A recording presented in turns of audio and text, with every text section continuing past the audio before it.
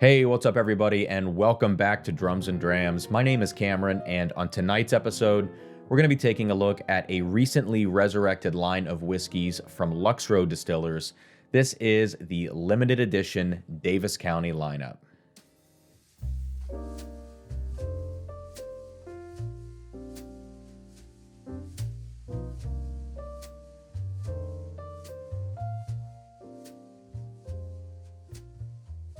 All right, so like I said, tonight we're going to be taking a look at this limited edition Daviess County lineup from Lux Row Distillers. These things started hitting shelves sometime around March 2020, and when they arrived here in Ohio, they actually had a little bit of hype surrounding them, and people were really chasing down this white label French oak finish. But since then, they have really sat on shelves, pretty easy to find still at this point, and so a few months ago, I decided to pick up the entire lineup. Figured it would be good to do a review on these things and see what I thought. Now, when I picked them up, I cracked them all open, tried the neck pour, gave them a shot, and was not really that crazy about any of the three. You can see I haven't drank that much of any of them at this point. So I wanted to let them sit for a few months, get a little bit of air in the bottle, and see if anything changed, if they opened up a little bit. So I pulled them back out on a live stream just the other night. I believe that was January 28th. And sort of the same thing. Nothing, super impressive going on there.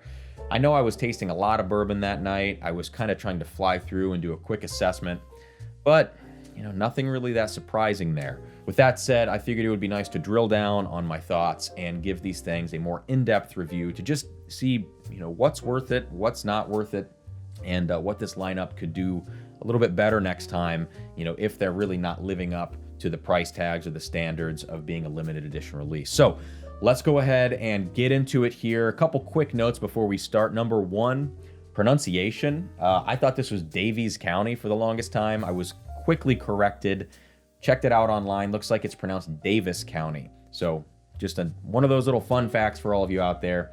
Very quickly here as well, let's talk about the mash bill and proof and sort of what's going on in each of these bottles. Every one of these comes in at 96 proof, so we have 48% ABV. Pretty solid ABV there. The blue label is the standard bottling, and it is a blend of a wheated mash bill and a rye mash bill. So basically get that 4-grain effect in there. And all of these have that same mash bill. As we work down the line here, we have a French oak finish version, and this is 6 months spent in an additional French oak cask. And the Cabernet Finish, which again, another 6-month finishing period, this time in red wine Cabernet barrels. So MSRP, $35, $45, $45 here. So $10 upcharge for that extra 6-month finishing time. The last thing I'll say before we get to the tasting, the reason I decided to do this review right now is because of the recent announcement of MGP acquiring Lux Row Distillers and all of the labels underneath that Lux Row umbrella. So we're talking Rebel Yell, Old Ezra, Ezra Brooks, Daviess County. All of those brands are now going to be owned by MGP to the tune of something like $500 million. I think half of that was stock, half of that was cash. So pretty big move in the bourbon world, and I'll be curious to see how that pans out over the next 3 to 10 years. So with all of that said, let's go ahead and get into the nosing and tasting here. We're going to start with the blue label, which, as I mentioned, is the standard offering, the Daviess County Kentucky Straight Bourbon Whiskey. So let's check out and see what we get here on the nose. All right, so right away, it's got a really light nose, very sort of approachable, only a little hint of ethanol going on there. The youth is pretty obvious on the nose, I would say. There are some light honey notes. Maybe we can attribute that wheated blend of the mash bill to those honey notes. A little bit of citrus zest going on in here, like some orange notes. Yeah, a big dose of vanilla, light caramel, nothing really deep or rich about this. And definitely a little bit of nuttiness in here as well. I guess I would maybe not go nuttiness, maybe call this like a Cracker Jack type note. Maybe peanut brittle. You could argue either way. And maybe just a little bit of light oak on the nose. Overall it's honey forward, light vanilla, light caramel forward, that kind of a thing. And again, I'm coming back to this orange sort of zest going on in here. All right, let's check it out on the palate. Cheers.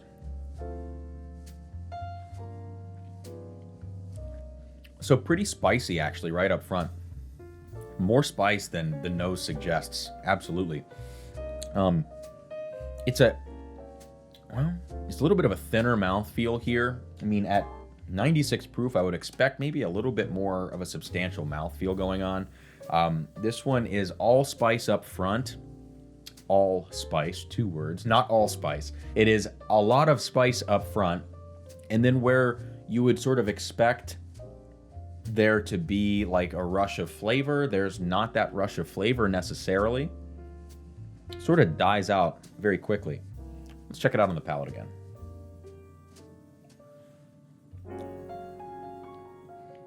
Yeah, that spice hits you right up front. And then it transitions into those lighter honey, light caramel notes. But again, that's really, really thin and watery on the palate.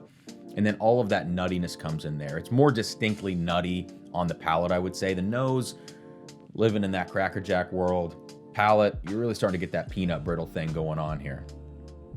Yeah, last sip. They're pretty underwhelming here. 35 bucks MSRP. Not a bad price for something like this. It's really approachable, really nice and light. Not quite as nutty as, say, like a Young Jim Beam product or, something like that. Definitely not my favorite here. It's just decent. It's an easygoing profile. Ramps up a little bit with a sort of disproportionate amount of spice compared to its actual sweeter flavors in here. Let's go ahead and leave that now. We might come back to that at the very end to do a final quick down the line comparison, but I don't want this review to last forever. So let's go ahead and move on now to the white label, the French Oak Finish.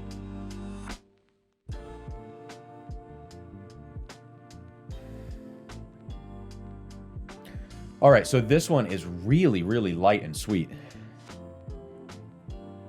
There's almost a Scotch type nose to this in terms of its sweet characteristics. Almost like a Glenmorangie in some sort of way, like a Glenmorangie dessert Scotch. There's a ton of vanilla going on here, like a white cake type note. Yeah, and the same sort of honey richness, honey sweetness as the blue label here. You get that here as well. And maybe a hint of nuttiness, but I think that's more covered up here with that additional cask finish as opposed to the blue label. Remember, this is a 6-month finish in French oak casks. So let's go ahead and check it out on the palate here.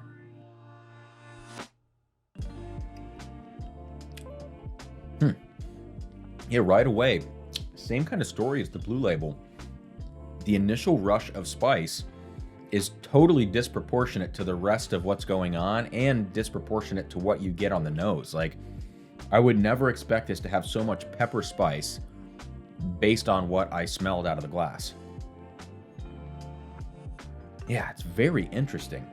I didn't really talk about oak on the first one, and I might come back to that and kind of see if I can dig out some oak there, but on this one we have like a good oak presence, but with that lighter profile, it's really a light oak. Like I said, there's something Scotchy about this. If any of you have had that lighter oak presence in a Scotch, that's kind of what I'm getting on this bourbon. It's not that traditional heavy, funky bourbon oak that you would expect. So pepper spice right away. It has that light vanilla note right in the middle. Like the first one, it's really watery on the palate. And right now, we're starting to turn into some really funky oak notes. Again, not heavy oak, not dark oak, but these lighter, more tannic oak notes. They're really present here. Like I said, this reminds me of like a Glenmorangie dessert Scotch in some ways, that sort of white grape component that you get from the Nectar d'Or, which is a Sauterne wine finish. You kind of get that here as well, like that really dessert quality. And now that I'm saying white grape, I might be convincing myself that there's white grape in here, but there's some sort of light fruit that is almost hard to pinpoint because it's so in the background with that vanilla and that white cake flavor. But I guess I would probably say that it is sort of like that white grape dessert wine flavor. Yeah, but I can't help but now notice on the nose after I tasted it a few times that there is a weird, light, tannic oak funk going on in this glass. Let's do a final sip here, and then we'll move to the last glass. Yeah, same thing. Watery, pepper spice, dessert qualities. And here comes that weird oak. Very strange. I like the fact that it's so light, and honestly, it's a pretty unique pour. I would say that for me right now, it is definitely head and shoulders above the standard offering, particularly because it's so different. But it's still probably not something that I'm going to reach for every day. It's just a little bit off profile for me, maybe a special occasion pour, but I guess now looking on the screen in front of me, I can kind of see myself. I guess it does have the lowest fill level, so maybe I enjoy this one the most. I'm not entirely sure yet, but let's go ahead and move on to the final glass, the Cabernet Finish here. Ooh, there we go. Okay, we get a little wine grape right up front here. Yeah, wow. So this one definitely has the darkest profile of the three. You can really smell that Cabernet influence here. Yeah, there's like raisins and dark fruits, sort of almost like those sherry characteristics you get from a sherried scotch. A little bit of like a Christmas spice characteristic going on. But also, like sitting on top of that darker profile here, those darker fruits, sitting right on top of that is like really light candy sweetness and light vanillas. So kind of a nice layered combination there. Yeah, and I think there's a decent bit of oak in here as well. Some of that might be coming from just my interpretation of the fact that it's a darker flavor profile. But, you know, it smells a little bit oaky on the nose. Yeah, definitely interesting with that wine, that red wine influence here as compared to the French oak finish. So let's go ahead and see what we get on the palate. Cheers. Definitely the most intense palate of the three, I think.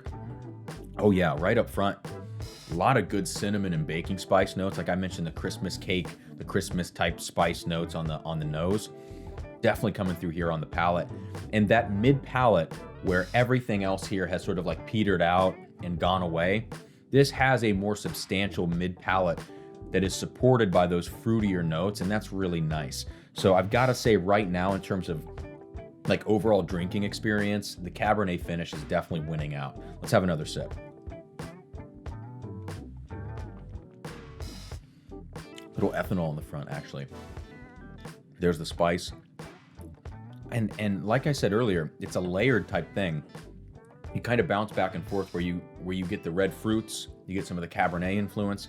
But that sip for me was all vanillas and light cane sugar type vanilla notes. Maybe the same sort of honey thing going on that I would attribute to the wheated part of the mash bill here. Little richer like caramel butterscotch profile sitting at the base of all of this, at the base of this particular pour as compared to the others. The others were a little bit of a lighter caramel, you know, nothing too heavy. This one has a little bit more depth to it, and I like that quite a bit. When you go back to the nose, you start to get back into the nutty Cracker Jack type flavors, especially from the blue label here. I tend to not really like that, especially with a finished whiskey. I like to finish those things out of the whiskey, get rid of that nuttiness. It cheapens whiskey for me sometimes. If I want nuts in my whiskey, I'll go drink Booker's. You know, that's about as high quality of a nutty experience as you can get. Maybe some Elijah Craig barrel proof batches, but I tend to not like that. So keep that in mind. I'm a little bit biased on that particular note. All right, one more sip here just so I can focus on the finish and wrap this video up. All right, so as we're getting into the finish here, on the palate, there's a lingering sweetness, that sticky cane sugar sweetness that I talked about.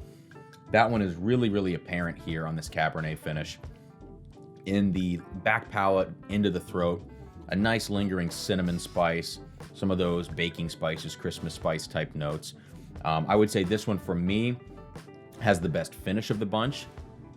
I don't think there's as much oak on this one as the French oak finish. That's a lighter, funkier oak, but more oak on the finish. This one is actually a little bit sweeter, a little bit more spicy on the finish, more substantial. I could use a little bit more oak on this finish if I was being really picky, but I'm not going to be that picky. I would say overall, of these three, my daily drinker would probably be the Cabernet Finish. Then I would say for some sort of occasion, if I want a lighter sip, I would go to the French Oak, and the standard offering from me, sort of a miss there. But let's go ahead and revisit down the line just very quickly on the nose here and see if there's any final thoughts going on. So here's the blue label. Whoa, I think I mentioned an orange note earlier. When you go from the Cabernet finish to the blue label smells like an orange curacao finish. That's very interesting. So I would not have gotten that had I not compared these side by side. All right, so the French oak finish now. Yeah, still that light, scotchy, funky oak thing. And finally the Cabernet. Yeah, all those red fruits. So, all right, all in all, like I said, 1, 2, 3 from me. And I could sip this on a daily basis and be pretty content with it. And this would be a little bit of a special occasion bottle. And this one, just, you know, again, not doing it for me. I think I mentioned this earlier, but MSRP is $35, $45, $45. In terms of value on these bottles, I'd say it's a flat out even value. I would never ever pay more than the MSRP for these things. I'd love to see this bottle sitting at 30 and these sitting at 40, 45. We're starting to push 50 bucks after tax. I can't see paying that for these. I'm glad I have them, I guess. I'm glad I reviewed them. But for me, these aren't really anything special. And, you know, if I'm thinking of a limited release from Lux Row, I kind of want a little bit more. So just a pretty even value if you do snag any of them. You know, I'd go for the Cabernet first, knowing that it's not going to blow you away, and then maybe think about the French Oak if you're in for something a little bit lighter, a little bit more unique in terms of profile. But I think that's all I have for this video. I would attribute a lot of the flavors to that interesting mash bill, that blend of rye and wheat. All the honey flavors, all those confectionery, cakey vanilla notes, probably coming from that wheated mash bill. And all of the unique spice that you get here, the disproportionate spice, got to be coming from that rye mash bill blended in there. So, and also the secondary cask finishings. Those are going to add a little bit more extra spice on these too. But that's all I have for today's video. If you haven't already, please like this video, subscribe to the channel, find me on Facebook, find me on Instagram, check out a live stream every Thursday night at 8 p.m. Eastern time, at least for right now. So if you have anything you'd like to see me review, any samples you want to send in, anything like that, just get in touch with me, drumsanddrams@gmail.com. You can find that in the description below. And I think that's all I have. So thank you all so much for tuning in. And until next time, I will see you later. Cheers from Drums and Drams.